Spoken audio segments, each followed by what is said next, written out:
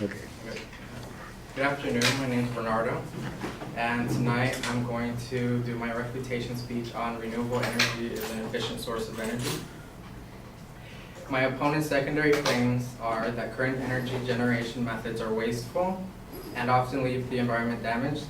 The second claim is that renewable sources often harness existing sources of energy with minimal environmental impacts such as wind turbines and solar panels. And the third one is that renewable energy utilize varying passive methods of generating energy when compared to their non-renewable counterparts. So my response to the first claim, his evidence states that energy generation methods are wasteful and often leave the environment damaged, and that hydroelectric dams use a lot of resources to construct and often cost more money to maintain when compared to renewable energy. But he fails us to tell us how, and hydroelectric dams are a source of renewable energy. According to Energy Informative, building power plants in general is expensive. Hydroelectric power plants are not an exception to this, but on the other hand, these plants do not require a lot of workers and maintenance costs are usually low. According to the NHA, hydropower was the most affordable at 0.02 kilowatt hour. Hydropower's levelized cost, which accounts for energy generating systems, lifetime costs such as initial investment, operations, and maintenance. His second claim is that renewable sources often harness existing sources of energy with minimal environmental impact, such as wind turbines and solar panels. Some renewable energy can be hazardous to the environment, like solar panels. According to the Solar PEIS, which is an environmental impact statement, photovoltaic panels may contain hazardous materials, and although they are sealed under normal operating conditions, there is a potential for environmental contamination if they are damaged or improperly disposed upon decommissioning. Also, energy calls for vast amounts of land. According to the Solar PEIS, the clearing and use of large areas of land for solar power facilities can adversely affect native inhabitants, vegetation, wildlife, in many ways, including loss of habitat, interference with rainfall and drainage, or direct contact causing injury or death.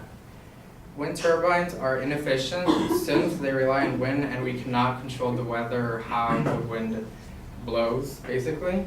According to the Adam Smith Institute, wind farms generate below 20% of their supposed output for 20 weeks a year, generate below 10% for 9 weeks a year.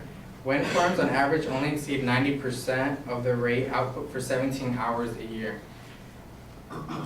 Wind power is so unreliable and intermittent that it makes much more sense to look at nuclear and gas as better low emission alternatives.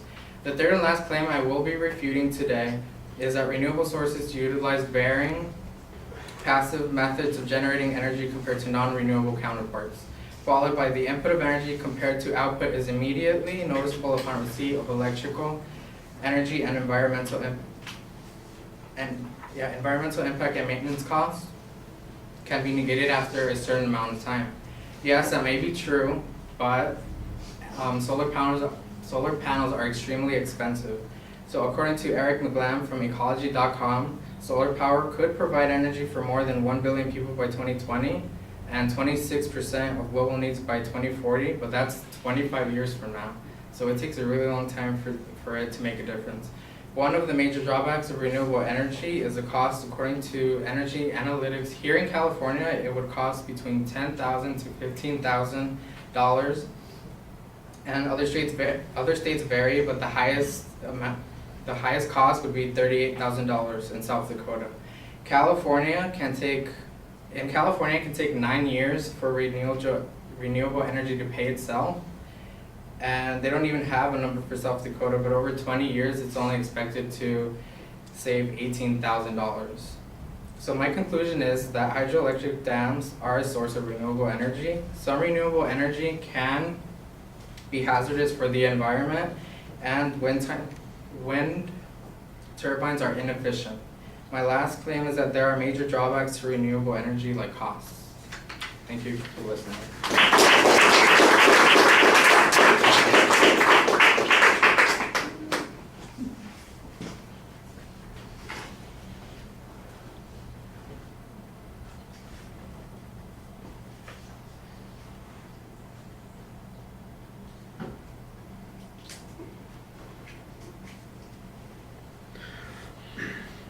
Well, you identify the advocate's main and secondary claims pretty clearly, and you organize your arguments around those claims. There's not really any discussion of the evidence or reasoning that the advocate used on their individual claims. You've got counterclaims on most of those points.